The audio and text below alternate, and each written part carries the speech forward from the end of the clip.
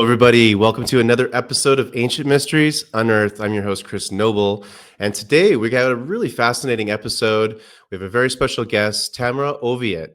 Now, she is an energy healer, medical intuitive, grid worker, galactic and multiverse channel, and subconscious meta programmer. Don't worry, we're going to get into those already just to understand even what some of these titles even mean. But on top of all that, she is a walk-in soul from Arcturus, who from the age of 3 carried 2 souls within her body until about 2018, when the original soul chose to leave, which was obviously an experience that forever transformed her understandings of consciousness and the multidimensional self. We'll be asking her about that, of course, as well today. She's also the founder of Sacred Activations, which is a revolutionary subconscious metaprogramming healing modality that is received or that was received through divine transmission at Rosslyn Chapel in Scotland. Now, working with source energy, Tamra channels over 500 powerful activations that clear limiting beliefs and align the mind, body, and spirit with higher frequencies of awareness. We'll be tapping into that as well today to get some of her tips on the awakening journey and how to be a human being in the modern day. Now, with over 20 years of energy healing experience, Tamra has trained over 1,000 practitioners across 20 countries, helping over 100,000 people awaken to their highest potential. She's also an award-winning energy healer, galactic channel, and an author. She bridges the cosmic and the human, bringing through transformative frequencies that align with Earth's ascension and the awakening of the collective consciousness. So without further ado, Tamra, welcome to Ancient Mysteries Unearthed. How are you doing today? I'm great. How are you doing? I'm doing fantastic. What a fantastic resume you've got there. I would call it a multi-dimensional galactic resume you have. It's been fun. It's been a lot of fun. Now, Yeah. what I love to start the shows with usually is, which we will today, is what has your journey been like to get to you where we are today? I know that's a very long story, but maybe we could start from what was maybe your first moment of awakening per se, where you really started to understand, whoa, there is a lot more going on to this reality than meets the eye. How did it start for you? How did it start? That's a good question because it's been a lifelong journey, but truly awakening, I'm not really sure I could give you a date, but in 1999, I kept hearing I was supposed to be a healer. And I just kept hearing it over and over and over again. So I finally said, okay, what do you want me to do? And that's when I started learning different healing abilities and practicing in the healing arts. And I did good at what I was doing, but I couldn't make a living at it. So I went back into the workforce. And in 2000, then I did tons of different modalities. And I always had this conversation going on. I thought everybody had a conversation going on like I did. And in 2012, I found myself, I'm going to cut that story really short, but I ended up in the Rosslyn Chapel, guided by Source, told me to go in there. And I sat in a pew and I connected. I said, okay, God, I'm here. And then I was told to go into the Akashic Records. And when I went in the Akashic Records, there was a being standing there. I've never seen anybody in the Akashic Records. And I said, who are you and what do you want? And he said he was Lord Metatron. He was there to assist me. And with that, the energy just started like a tornado coming in the top of my head. And it was flowing for a really long time. And it was followed up by these golden seals. And they were like stacking in. And I was dizzy and everything afterwards. And when we're driving away from the church, I heard, you're now crystalline and give these to others. So I went back to my B&B. I called my friends on Zoom, or no, it was Skype at the time. And I said, oh my God, you wouldn't believe what happened. Do you want this? And everybody's all, yeah. So I was giving all my friends the activation. I mean, how did I even know how to do that? And so I ended up staying in Europe for 8 months. And a lot of the time I was alone. Like in Italy, I was alone for 3 months. And all these different beings were coming in and teaching me and giving me activations. And so it's been quite a journey since 2012. till now. And it's just been really life changing. And then you were mentioning I had two souls in my body. I noticed how, I would try to like write up these classes and stuff they'd tell me to do. And then when I'd get into class, it's like, step out of the way. I wasn't the teacher, and so everything was channeled in. And then in 2018, I was in escrow to buy this house in Ashland, Oregon. And I was I knew I was a walk-in. I'd figured out I was a walk-in. I don't remember what year, but in 2018, I was talking to a friend of mine, and I said, part of me wants to buy this house, and the other part of me just wants to leave. She says, Tamra, you're walking, right? And I said, yes. She says, maybe you left something behind. And I went, oh my God. So I connected inside, and we had a conversation, and Tamra, or the original soul, asked me, are you going to take care of my family? Will you do this, do that? And I said, yes, yes, yes. And she says, okay, I'm out of here. And left. And then I just I felt like I dropped so much energy and negativity, and these programs and stuff just shed away. And it was really remarkable. And a couple days later, I went up and connected and talked to her, and we were just cracking up laughing, and so it's been quite a journey. I don't really see myself as a walk-in. It's really my higher self coming in and integrating, like all my timelines and stuff collapsed, and my whole aspect of me came in, is really what I think that happened, or best way to describe it. And that's fascinating. So for the audience too, like, I guess you're describing what a walk-in is, but how did you get the connection to Arcturus? How did that happen? That sounds interesting. Yeah, it's great.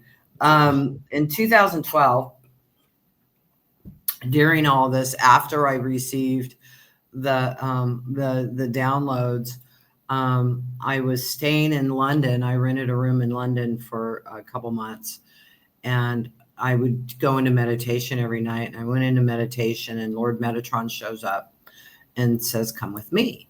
And he takes me to this other planet, and I see this tall blue being standing there, and she's looking at me, and she says, you and I are one. And I'm looking at her. I got freaked out, and I left. I went back into my body. And the next night I went into meditation again, and Lord Metatron comes to me again, and he says, this time stay. So he took me again, and I was just standing there just going, wow, you're so beautiful. It was her heart, that energy. It was like, so I stood there for a while, and she says, you and I are one. And so, and it's like, okay. And so I didn't understand what it meant. But in 2015, I started hearing, it's time to integrate me. It's time to integrate me. And I went, okay, well, what do I do? So I was trying to pull out all these cords and do different things to do the integration. I didn't understand it. And of course, they provided me with walk-ins, so I would have that experience. I had this little boy, I think it was in 2013. His mother brought him to me, and she says, he keeps beating himself up. He says, there's another soul in here. And he actually punches himself and is always fighting with himself. So I worked with him and released the original soul that was supposed to go. And the walk-in stayed. And a month later, I talked to the mother, and she said he was much better and much calmer. And then I had a friend of mine, which this was really in the 90s. She was going through a divorce, and it was very traumatic for her. And her daughter had her locked up for like a nervous breakdown. And when she came out, it wasn't her.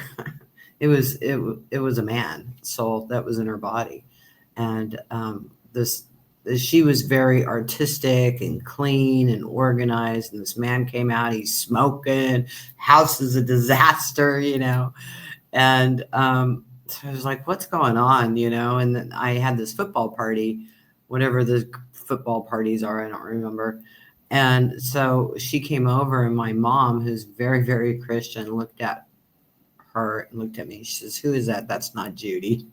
So, so that was a really interesting case, because after she got through a divorce and everything was fine, Judy returned. So the walk-in soul that was helping her left again, and and she returned, and she was back to normal. So that was very interesting. And in my case, after the original soul left, which was always very sad and really wanted out of here, did not want to be on the planet, did not like being here at all. When I took over, I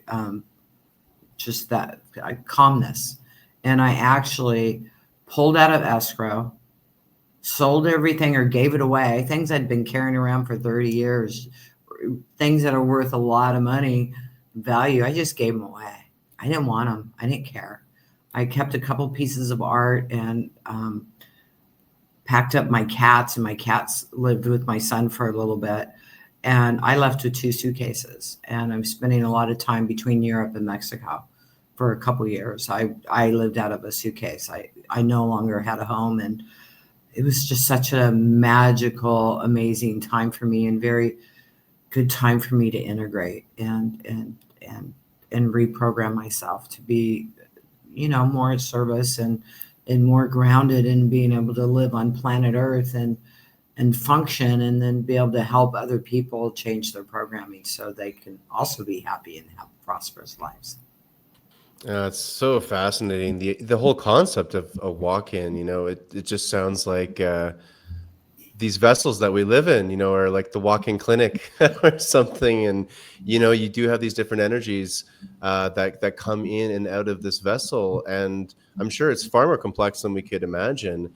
And what the stories you're sharing with me, made me think of times where I've had sometimes what feels like maybe other personalities, or perhaps it was a soul, I don't know, that was in my body maybe when I was a teenager, and I just felt like this planet was not for me. But now I feel really happy here. And it just got me scratching my head as you said all that, Tamra. It's really interesting. And I'm sure our audience is probably wondering, like, hey, did I have a walk-in, or do I have a walk-in? My last question on this topic, because it's really fascinating, is how do you know if you have a walk-in spirit, soul, consciousness with you in this body? How does that? Most people don't know. That's what I thought. And it's agreed upon, because Okay. like my friend Judy, she couldn't leave. She couldn't leave the planet and check out. She needed to be here. So that soul came in and helped her through it until she was ready to take over again. So, and I think most people like amnesia. I really think amnesia is a walk-in, and they don't know. And I think most people just don't even know. If I didn't know, I wouldn't know. If I didn't experience it, I wouldn't know. But it was funny. My brother was living with me, which is very, very Christian also. I came from a very Christian family. And I could see him look at me like, what happened? He could see that I had definitely changed, that there was just one of me. I was much more calm. I went and visited a cousin that I hadn't seen and been around her in years. She says, "What happened to you?" She's all, "You're so different. You're so calm and relaxed." And so I told her, and she goes, "Oh, that makes sense." And which is interesting, because really part of me was really wild and fun and having a good time. And the other part of me was really my subconscious programming of being depressed and sad and all those other energies. So I had these total polar opposite personalities of who I was. I could be really sad, or I could be really wild and go out and have a great time. So, but how do you know you're a walk-in? You don't, but really a walk-in is all agreed upon. And I really, we're all one. It's all aspects of us anyway. And nobody can take over your body without your permissions. Don't worry about it. But I've helped several walk-ins since my discovery of myself, to integrate and to feel at home. Because some of them feel really lost. They come in and they're just totally lost. But what I found with myself is I took over the vessel, as you call it. I call it like a car, and I took it over, but I also took over all the programming. So I have to still deal with all of the subconscious programming that was already here. It's like putting a new program in a computer. You're still having to deal with all the other programs on the computer. So it's been quite a journey, and I've really still had to work on myself and do a lot of clearing. 100%. That leads me, I guess, to the next question, which is, well, this multidimensional reality that we live in. And, we hear these terms like the Matrix, not just the movie with Keanu Reeves, of course, but this much more ancient idea of the Matrix and what this fabric of reality actually is for the experience that we're, having, that those watching and listening to this podcast are having. What's your definition, Tamra, of the Matrix? Like, what is that? It's really funny. I'm just going to go back into my walk-in story. I was doing a 12-week webinar called Out of the Mind Matrix. And that's when all of this happened. When I was receiving all these codes and stuff, it assisted me to do the shift. So it was in the middle of this 12-week series I was offering Out of the Mind Matrix as this happened. How I see the planet is it's a matrix. It's a game. It's a video game. It's a holodeck. We are playing a video game. We are playing in a holodeck. None of this really is real. But we are here to play a game. So quit trying to escape. Play the game. Play the game. Win the game. I had this hypnosis session when this was before 2012. I think this was in the 90s. And because I went to one of my hypnotherapist teachers, he was really magical. He'd spent 12 years in India studying Vedic astrology and all kinds of stuff. And so I went into this hypnosis session, and when I went down, this bird came to me and said, "Come with me." And he called himself Charlie. He says he's Charlie, but he's not Charlie at all. And he was like rainbow colored. He wore glasses. He was really cool. And he took me up over the planet, and we're like standing on this cloud, say, but the planet is like this ball. And he says, "Do you see that? Do you see that?" And I said, "Yes." He says, "It's just a game, Tamara. That's all it is. It's just a game. Are you a winner or are you a loser?" And I thought, well, I'm dyslexic and I'm really bad at spelling, but I win at Scrabble. I like to win. So it's like, well, I'm a winner, and I've never forgotten that. And I didn't understand it for a long time, but on my spiritual path of growth and understanding, I've really come to realize it really is a video game. It's like a holodeck. Like if you watch Star Trek and you go in the holodeck and you pick your program, okay, I want to experience this, this, and this, and this. And then boom, everything shows up, and that's what's happening. And that's here. This is the planet. This is Earth. There's a lot of background actors that support you and help you. You are the writer, you are the director, and you are the actor in your play. So you're playing all this out.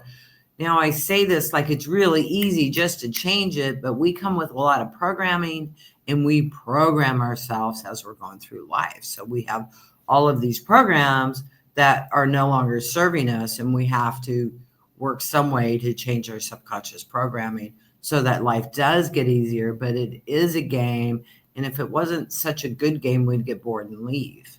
So it is a good game. It's a great game, and the game plays out, and your future plays out by what you're thinking about today or what you're recreating from your past, because our past recreates our now and our future. But so we have to change our past programming in order to create and program our future and what we desire to create. And we have to program ourselves of what we want to create and what we want to experience. We have to, because if you're just going along with your day-to-day life, then it's all the collective consciousness is just going to keep throwing stuff at you, and you're just going to keep bouncing around and never really achieve anything. If you want to achieve things in your life, you got to do something about it. Absolutely. And I love the video game analogy so much. You know, I love video games anyway. And my cousin's a video game designer, and I grew up literally designing games with him and seeing the back end. And of course, when you get into video game design, you literally, I couldn't stop laughing at the as above, so below, metaphor or just straight up analogy of what this life is. While I'm in the background creating this game, you got to literally create the visual reality around you, the lighting, the characters, how the background characters were going to interact with your main character, just as you were mentioning. And I've heard things like the mathematics in a video game to save space on the rendering of everything, make it so that if your character shifts its point of view and looks in a direction, that's the only time when that environment will appear in front of itself, is when the character looks, and then the character looks away, that environment goes away. From a gaming perspective, to save rendering, RAM, etc. Well, apparently this quantum universe is operating the same way as the Exactly. game. It's just such a Exactly. funny thing, isn't it? Yeah. it's Yeah. it's a wild metaphorical game that we're playing, and I think that's what cracks me up about it, is that we create the matrix within the matrix within the matrix. It is. It is. And we're just holograms. I have this picture. I just started sharing it around a little bit. I have this picture of me. I'm in Japan. I just got to Japan, and I'm standing in my hotel room, and my husband took a picture of me, and part of my right arm is missing. You can see all the way through it. And so I'll share that with you, but That's interesting. we're holograms. I We're had light. another one. Yeah, we're just light. And I had another one years ago when I was doing this event. You could see through my arm, Wow. and it was like, wow. And then this one, I mean, it's just in your face. You have to look at it. And it's because we're just holograms. That's all we are. We're playing a game. So if you're suffering a lot, you can change it. You don't have to. Be happy, happy, joy, joy. Go have fun. Don't get caught up in all of the division, because there's so much division in this planet, because they're trying to keep the game going. So they're just, no matter where you live, and a lot of the people that are known channelers and stuff like that are also bringing in false information. I don't think they know they are, but they're channeling in false information. And so you got to be discerning, you got to connect, and you got to be real. We're all in this together, all of us. Nobody's special. Nobody is better than anybody else. So don't put yourself on a pedestal thinking you're better than other people, or that other people are better than you. We're all here. We're all playing a game, and we're all in this together, all of us. And we don't have to worry about the people that don't get it and aren't playing the game the way we are. You don't have to change their mind. You don't need to save them, nothing. Because really, we change the game, and we change the collective consciousness by our thoughts, our feelings, our emotions. So when we're in peace, love, joy, and happiness, it affects everybody around the whole world. So that's all you have to do, and you don't have to worry about anybody else. Absolutely. But we get caught up in all the noise and all the drama, if you will. And like you just hinted at, there seems to be in this matrix, in this current reality of ours, a concerted effort by certain people, groups, people, beings, to keep us divided, to keep us from the truth, to keep us from ourselves and our own empowerment. From my research, and as the title of our podcast kind of ensues, these are ancient things that I've discovered that we've been going through for thousands of years, with different forms of division, different forms of oppression. From your perspective, Tamara, like who's the they that we're speaking to, and what is this almost feels like a spiritual war that's been going on for quite a while? What's your take on that? It's totally a spiritual war. But again, it's a video game. So you have to have the good guy and the bad guy. Nobody's really good or bad. Everybody just is, and everybody's playing their part in the game. So you can't go out there and hate and destroy somebody and think that makes the game better. The game really is for you. For you, it's peace is an inside job. Everything is about you. That's funny. I did this. I work with this hypnotherapist sometimes just to help me stay grounded, connected while I'm communicating and having this conversation. And when I go into hypnosis now, I like unzip myself and and step out of this body. It's very interesting. But my husband and my family and everybody was laughing at me, and they're pointing at me and laughing. I'm like, why are you guys laughing? They said, because we all act this way for you. This is all about you. We mirror what you want. We mirror what you need to learn. We are just a mirror for you. This is all about you. So when you change you, we change. And it's like, you're right. So and that's the same thing with the whole world. When we change how we feel about the world changes how it feels about us. If you're having a hard time going out there and talking to people and people are mean to you, change that within you, and then everybody around you starts being nice to you. It's so interesting. Everything's an inside job. Everything is an inside job.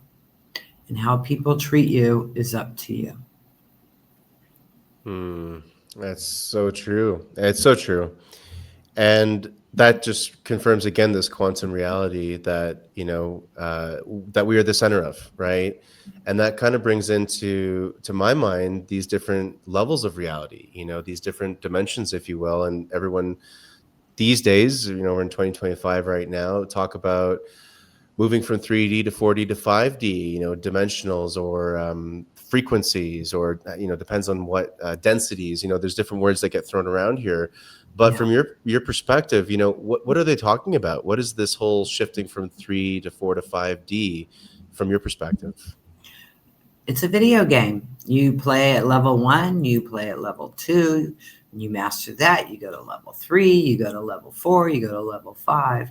Most of us are playing in level 5 now, and what happens is the filters aren't as strong. Your manifestations happen a lot faster when you're operating on level 5. So good or bad.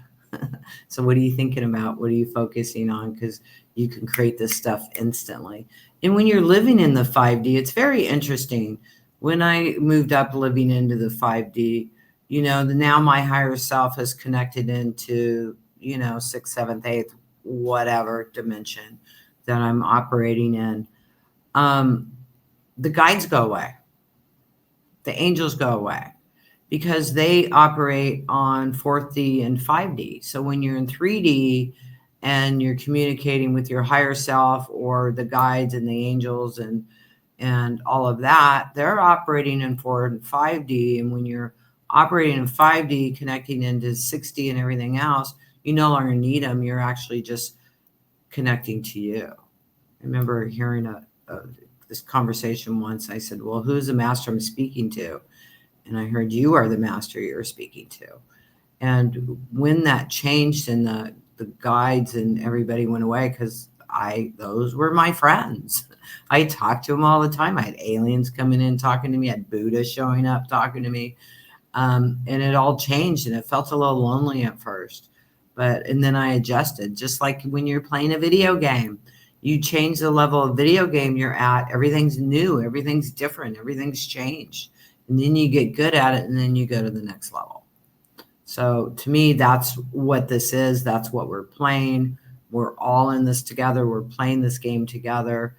Let's have some fun. Let's enjoy ourselves. Do things that bring you joy and happiness. Yes, absolutely. And right before we started recording, or for this episode today, I was on your website looking around, and I did notice all these great photos of you at these different sacred sites, different ancient sites around the world. On a side note too, you always have these really cool lens flares where there's a beam of light coming in a lot of your photos. I noticed, isn't that cool? Yeah, the last ones, there was this beam of light that went this way. I was in the Abbey in Glastonbury, and then I put my hand out, and it went right on my hand. It was like, oh my God. Wow. I And don't know those are happening until we see the pictures. Well, me too. And I used to honestly like I'm a pretty big skeptic, even though I'm fully in this world. I still have that skepticism, and Of I was course. always like, well, I come from a photography background as well. I'm like, well, it's just a lens distortion or some little light beam thing. But it's always at these sacred sites or these places with high energy, these Yeah. energy vortexes or places like that, where the light always has this different looking effect. And to that point, have you found places on the world in your travels? You mentioned, of course, these beautiful long periods of time you've had in Europe and places like that. Like, have there been any special ancient sites you've gone to and have had downloads or just any type of important experience? Oh, all the time.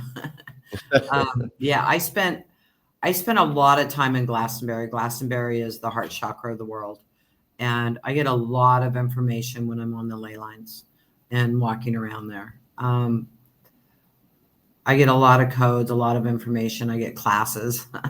That also happens to me in Mexico. When you're in the sacred sites, the energy is so high vibrational that all kinds of information comes in. So I can't specifically say one thing. I mean, when I was in Stonehenge, I remember hearing I got the Book of the Dead activation, and that clears the fears of dying, and also helps you where to go when you do die, so you don't get caught up in the matrix, because there's false light that most people, when they die, they go into, and they're still stuck in the matrix, and they don't go past that. So if you're getting ready to die, go through the central sun. Don't go into the white light. Don't get faked out by your family coming to get you, because that's all false narrative to keep you stuck in the matrix. um, and I ran that activation on somebody. He had lung cancer. The lung cancer went away when he let go of his fear of dying. So I thought that was really interesting. And so many people are just always afraid of dying that they're not really living. Wow, I love that because that is so true, isn't it? We get stuck in these fears and we forget, why we're even here. And then you get other people that have gone through things like cancer and have come out the other end and have this incredible zest for life all of a sudden, right? And you hear about this a lot with near-death experiences. And you're just touching on this, which I think is really something that people maybe need to hear a bit more of. We talk a lot about near-death experiences on this channel. However, I don't hear too much about the, let's say, strategies or ways in which to conduct yourself in the afterlife. And it sounds like you have some wisdom to share there, because what's with these, let's say, false light or these false entities leading us into we could maybe say, a reoccurring loop of the matrix that our souls go through that maybe they don't need to necessarily go through. Like, we could dive into that a bit more, because I think that's something people aren't as aware of. Yeah, I haven't really talked much about that, but it's a false light. It brings you into heaven. Heaven and hell um, do exist, but they're actually fourth dimension. And there's the same level. So if you feel you need to experience hell, you're doing that. If you feel you deserve heaven, you're experiencing that. And it's really the reincarnation line to be reborn, to come back on the planet. So if you don't want to be reborn on this planet, then you need to exit through the central sun. Now, if you do end up in heaven, and you remember what I said today, you can decide not to do that and go on, and you can leave. I remember I was teaching this class, a Akashic Records class called Heaven and Hell, and I bring people into the fourth dimension of heaven and hell. And my uncle was there. He was in hell, and my uncle was a partier, man. He had fun. And so, but growing up Christian, he was taught, you're going to go to hell, you're going to go to hell. So when he died, he went to hell. And I saw him, and I went, wait a minute, Uncle Tim, you don't have to be in here. And I talked to him for a minute, and he laughed. He was no longer in hell. So, I mean, if you have family that's in heaven and hell, you can go talk to them, and you can tell them they don't have to be there, and they can free themselves and leave, because it is a reincarnation line, and you will come back on this planet if you're in heaven and hell. Go to Wow. the source. When I was in Egypt and we were inside the temple that contains the Book of the Dead, because the Book of the Dead is actually a series of hieroglyphs all over the wall as well. I think it's probably, I'm sure it's just, it's created in many different ways. But anyway, our guide, who is Mohammed Ibrahim, will be going back with him again next year in September. He was saying it's like an idiot's guide to the afterlife. I always thought that was kind of funny, but also when I really started to think about it, of course, this is how a lot of the ancients thought. They thought multidimensionally, and they were fully aware of this. And of course, you'd want some kind of a guide because there's so much to still navigate. You're just moving Yeah. into, it feels like another dimension of reality, but there's just the same complexities, or maybe different complexities, but nuances to still navigate. Yeah. And that's really interesting. We were talking earlier about ley lines, and these sort of vortexes that happen in places like Glastonbury, Stonehenge, Egypt, etc. What's your definition of a ley line? Like, what is that from your perspective? Well, it's an energy center, and a lot of them cross. But I see them like the planet is a body, and the ley lines are the veins that are connecting and flowing through everything. So that's how I see ley lines. And some of them are a lot stronger than others. I call those the arteries. I was just in England, and we went to Abelow, and this sacred site was said to have 50 ley lines go through it. And I was talking to my friend Gary that lives there, and he says, no, there's like 100 that meet up in there. And when I went in there, I was sitting on the stone, and the stuff just went, I just released so much stuff all at once. It was like, holy cow. So we were up in that area, kind of up by Yorkshire, for a couple of days. So I made sure I went back and spent some more time there. And I received a lot of transformation. The ley lines are just really powerful, but they're all over the world. But really, if you're looking at power centers, um, the the government knows where they are, so they'll have the Navy or the Army and all their different places on those ley lines. They have what is it, asylums or whatever you call those. They'll have those on ley lines, and to interfere with that energy. But also, if you look at the ancient world, all of the churches and everything are on the ley lines also.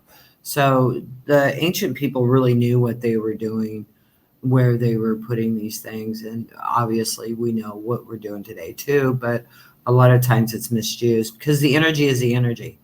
So you can use it any way you want. Yeah, and it definitely has seemed that the powers that were, at least, have utilized that to their advantage, let's say, to Yeah. whatever their agendas have been. And it seems that now we're just remembering on a more collective level how to use these places, these sites, and these energies, for the betterment of ourselves and for humanity, not necessarily for the other reasons. Because, like you said, energy is energy. It's a neutral thing. It's just how it's being used. Yeah. So definitely go to ley lines, go visit those places. They're very, very powerful. They're very powerful. Do I know a lot about them? No, I'm not a researcher, and everything I know has been channeled in and has been given to me and come into me. I live my life. I don't, like I said, I don't do a lot of research. I grew up dyslexic, having a hard time reading. I can read now, and I've gotten pretty good at spelling too, which is really cool. A lot less editing these days.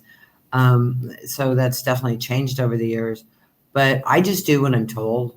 I bring in the energies I'm told to do. I do activations I'm told to do. I do trainings, and that's my piece of the pie. I don't have all the answers. I just know what I know. And I love that, and I would like to get into more of your wisdom and your teachings in a second. But you mentioned something earlier on that I think is actually really important, because I know more and more people tuning into this channel and to our partner channel, Portal to Ascension, are really into the channeling side of things. Whether it's channeling angelic beings, extraterrestrials, whoever. And I think that's something that's becoming more and more and more popular now, which is great. But like you said, there's a lot of channelers out there feeding us with false information unknowingly. Unknowingly. Unknowingly, exactly. What advice would you give them? And if you even have any maybe little tips or techniques you could share with the channelers out there that are maybe new to this or have been going for a while to maybe stay in this more truthful vibration, or like how can they, let's say, improve their channeling or at least be guiding it into a more holistic direction? Well, if you're just channeling, I mean, you could be channeling anybody. So who are you channeling? Ask who you're channeling, because a lot of the beings that people are channeling are playing this game with us. So they are part of the matrix. The universe is part of the matrix. We're all playing this game together. So it's like, who are you channeling? Channel God, channel the highest source, channel source energy, channel universal energy beyond the matrix, beyond the whatever they call it, the ferment. Go beyond that to channel the truth.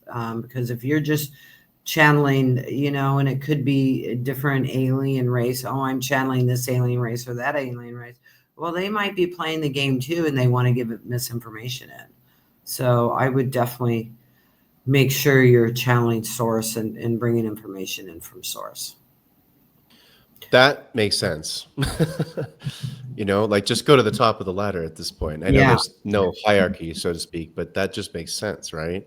yeah, yeah. Because these people that are very well known are saying the world's going to split in two. They're bringing in division information, and it's wrong. And I used to get really frustrated. What are you doing? You're so well known, and and they help so many people in so many different ways, but they're still bringing in the division. And it's not true. We're all in this together. Maybe I'm wrong. I don't know, but my belief is we're all in this together and we're all playing this game together, and we don't have to worry about waking anybody up. We work on ourselves and we affect everybody just by working on ourselves, and don't get caught up on having to save people. I mean, that was my vision, my goal, my drive was world peace, world peace, world peace, world peace, and I was upset about it. My God, this is going on, that's going on. And in 2012, when I was in Italy, I saw this vision of the whole world being in chaos. And I was sitting there with my eyes closed in peace. And they showed me that a couple of years ago again. I went, yeah, I remember. So anytime all this chaotic stuff's going on, bring yourself in and go in peace. Don't get caught up. And it doesn't matter what side you're on. If you're a Democrat, you're a Republican, you're spiritual, you're a Christian, those are all division programs. Connect in and know the right thing's going to happen and the right thing's going to unfold. And don't get caught up in the fear. And it takes practice, I know. But the more you can just quiet your mind, go swimming, go for a walk, don't pay attention to any of that stuff, because it'll spin you out and it'll suck your energy. So like I said, it doesn't matter if you're spiritual or whatever. If it's a division program, it's going to divide you, and that will keep sucking your energy. And as long as the collective of control and the matrix is sucking your energy, you're feeding it and you keep it going. So if you stop playing that and stop feeding your energy to it, it ceases to exist, because you're not putting your energy in there, and then you're helping thousands. What is it? 75. One person affects 75,000 people in the world where your focus is. And if your focus is truly on peace and you're in that inner peace, it's over 10 million people that you're affecting with that peace. So if you can stay at that peace, you can stay calm and relax and don't get caught up in it, you're helping the whole world change. And I love that beautiful perspective, because it's something that I think a lot of people, especially the ones wanting to make it positive change, get caught up in the savior complex of it all, and the massive mountain of work to be done, to get there. When in reality, like you said, it's just a matter of turning inward and really honestly focusing on you and yourself, which feels perhaps selfish to a lot of people. But we had a guest on the other day on the show who's like, yeah, be selfish. Let's reframe that whole idea of selfishness, because if we're not looking after ourselves, then everything else just falls apart, really. And so the things that we care about on the external have to start within ourselves. 100%. And it leads me to my next question, which is these sacred activations that you channeled and that help others and teach others with. How did that start for you, and what are they? What is a sacred activation for our listeners and viewing audience? Well, sacred activation is metaprogramming in the human biocomputer. What that means is when you listen to a sacred activations, it's changing your subconscious programming and it's rewriting your programming, because we are like a PC, we are like a computer, and we have old outdated software on it, which is subconscious programming, which 95% of your life is ran by your subconscious programming. So what I do is the sacred activations. There's a lot of deprogramming and sacred activations that clear out the trauma, clear out the hate, the anger, the disease, the sickness, the fear, the lack, the limitations, the childhood trauma, all these different things. And it deprograms those programs. And then we replace it with happy, happy, joy, joy. And then there's still some also very high vibrational activations that help you create in this life what you desire. So we have programs to install, and then we have deprograms. It all happens through source energy. I am the steward of this. This was given to me to bring in and to teach and to assist with. I teach people. There's over 2,000 practitioners around the world now that are doing sacred activations, using sacred activations in their practice. And a lot of them tell me that's their go-to. That's their favorite modality, which of course makes me feel really good. But it's all about changing your subconscious programming, which runs 95% of your life, and reprogramming it so that even if you just reprogram it with happy, happy, joy, joy, things that bring you happiness and joy are going to start filling your game. So those things are going to show up, because we could learn through trauma or we can learn through joy. It's really up to us. We don't have to suffer to be close to God. That's another big, huge lie to keep you spun out in that suffering energy, which feeds that duality of negativity that's on the planet. So the more you clear yourself out with these programs, your whole family changes. Everybody at work starts teaching you, treating you differently. Your family starts changing. Your neighbors starts changing. It affects everyone around you. It affects your whole life. And then with the reprogramming, really helps you live a happier life where you're having a good time and you're creating great experience instead of negative experiences all the time, because we are the programmers of our lives. So sacred activations was given to me by source energy. I like to call it God. You call it whatever you want. And I had many, many teachers come in. I had aliens coming in and teaching me and giving me activations. I had the different masters coming in, like Buddha, and I had elephants coming in, and it's just such a great experience and so much fun. And so a lot of the activations are named after them. Is like, who gave it to me, so that's the name of the activation. But we're here to have a good time. The only way to win this game is to be happy. That's all you have to do. Live a happy life and you change the whole game for the whole world. It sounds so simple, I and know. it is. And It is. that's the complicated reality. And I think that's why we designed the game probably this way. It is a challenging game. I heard someone refer to our souls as actually expert level game players that just saw planet Earth as a expert level game. So people that are maybe having a hard day or suffering out there, maybe hear this podcast, you can feel a little bit better about yourself. You're an expert gamer. Okay. You're an expert soul on this planet. And, we've talked a little bit throughout this episode about your contact and your inspiration from the extraterrestrials, I would love your quick take on what is first contact really look like. I know we're having contact already many times with ETs, but as we're moving into 2026 and closing out the I guess the 2020s up until the year 2030, there's a lot of talk about extraterrestrials, a lot of talk about disclosure. What's your take on all that, Tamra? What do you They're think we're gonna already have? here. Yeah, yeah. They're already here. Unicorns are real. Dragons are real. It's all Mm, real. It's all here. My brother's living in the mountains in Oregon. He's quite a trip. He lives out of his van. He's just done with society. He goes into town once a week and to get supplies. And he sent me a message. He says, "I'm seeing fairies. I'm seeing gnomes and all kinds of stuff." And it's like, yeah. So I'm really excited for him to start witnessing that stuff. They're all here. They'll become more visible. We'll become more aware of it. It's, they're our brothers and sisters. And there's so many of them that already live here, and they look like you. They look like me. So they're not bad.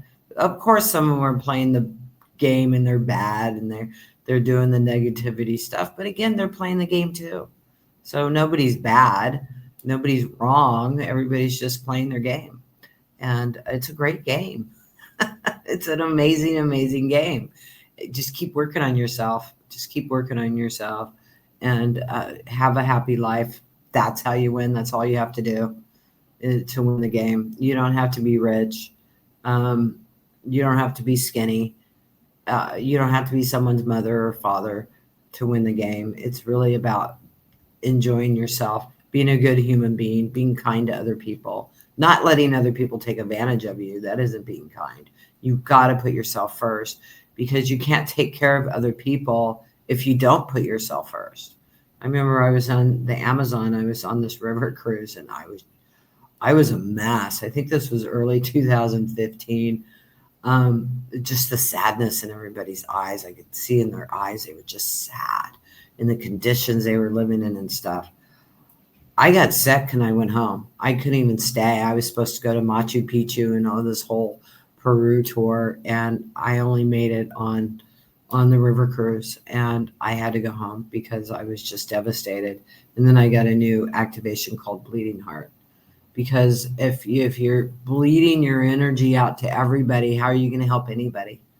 Because you can't even help yourself. So you've got to take care of yourself, and then you're able to assist other people. Tamara, what are a couple of really practical things that maybe like one or two things that our viewers and listeners can take with them today that are just practical things to, exactly like you said, connect with yourself on a deeper level and but help yourself do that self work. What does that look like on a practical, maybe day-to-day level? What are some things people can do? Well, definitely meditate, even if it's 5 minutes. Just quiet for 5 minutes. And of course, I'm going to tell you, listen to sacred activations. You can do it in the morning, you can do it at night, you can do it on the weekend. But, listen to a couple of activations a week will help you start reprogramming your mind. And you don't have to listen to them over and over and over again. It's really listen to it once. It's like plugging software into your computer. It starts clearing out the stuff right away for you. Amazing. And for the audience, then, where can they get these activations? Of course, everyone knows they're going to see this in the show notes below, everybody. But Tamara, where can they reach you? TamraOviatt.com, which is showing here on the screen, and you just put a .com. Also, sacredactivations.com, but TamraOviatt.com is fine. I've got a YouTube channel. I have tons of free content on there, tons of free content on my website. And then we have everything else you want, whatever you want. If you want to work on yourself, you start doing that, and you want to help others, we have everything to assist you in whatever you need. That's what we're all about. That's what I'm all about, is to assist you to live a happy and joyful life. And win the game. In the game. That's what it's all about. And I'm so much calmer about it these days. It's not like we have to win, it's like, and I already know we got this. I already know we've hit the tipping point. We've hit it. I feel it. Yeah, you feel it too? Isn't Oh that yeah. nice? It's relieving. Yeah, it was a big It it was took getting me a couple dicey. weeks because a couple weeks I went, "Whew, we did it. And I was just like, didn't do anything for a couple weeks because it's like, okay, now what do I do? We won. Now what do I do? So we have hit the tipping point. We are on the way. Don't, it's just all illusions. Don't worry about it. We got this. Have a good time. Really, Yes. that's all you have to do. Just have a good time. Well, look, you've been giving some wonderful wisdom throughout this whole episode, and thanks again for being here, Tamra. Maybe for just a little closing for our audience, viewing and listening audience here. You've been giving some fantastic, like, lifelong advice here, but if you could just add on to some of that, maybe, and give us some closing thoughts, like what do people need to hear right here, right now, as we're recording towards the tail end of 2025? Can I run some energy? Oh, please. Oh, please. That's what I'd like to do. Yeah. All righty. So I want you to connect in, and I want you to think maybe about your fear of the future, and just think about that. That's all you have to do. And I'm going to connect to source energy. I'm going to be silent while I run this. And I'm also told to run, alrighty, the 18 strands of DNA activation, which will continue to unfold for you over the next couple days, next couple weeks, even the next couple months. So just connect and relax. Beautiful.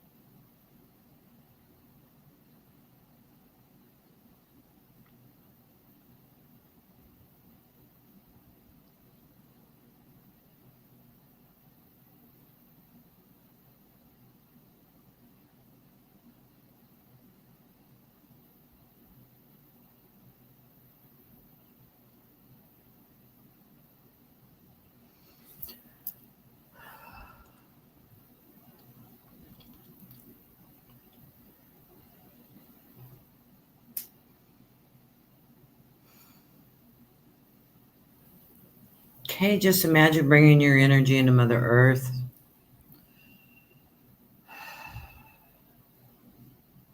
Just connect in. If you feel dizzy, go walk in the grass or go hug a tree, or imagine you can just put yourself into Mother Earth. This energy is going to keep working with you and keep transforming you. So let me know how you're doing. Send me a message. Thank you so much, Tamra. That was really beautiful. Yes, I just had to go back into podcast host mode. You already took me somewhere else there. That was beautiful. Oh, sorry. No apologies here. That was beautiful. That was really great. Thank you. Thank you so much for being on the show today. That was beautiful. Yeah, we got some really great wisdom for our audience here. Like we've said before, check out Tamra's information. It's going to be in the show notes below. And yeah, we'll have to have you on again, Tamra. Thank you so much for everything. Thank you. I would love to. You're a doll. You're a great thank guy. you so much. Thank Yeah, you. Thank you. Thank so you. much. Thank you. All right. Thank Well, you, we'll see again everybody. soon. Cheers. All right, everyone. Well, that was another fascinating episode. Wow, I'm still in a bit of a daze right now, and that's an awesome thing. I love all these amazing guests that we get to have on this incredible show, where I'm always floored with information, with energy, with love, with perspective, and oh, wow, filled with a lot of gratitude right now. So, look, a little quick announcements at the end of our show, as we usually do now. We've got the Egypt 2026 tour. As I'm recording this, the tickets are just getting ready to go, but by the time this launches, they will be in the description below. So if you want to join us for an incredible, mystical, magical experience in Egypt in September of 2026, please check out the link below, and we'd love to see you there.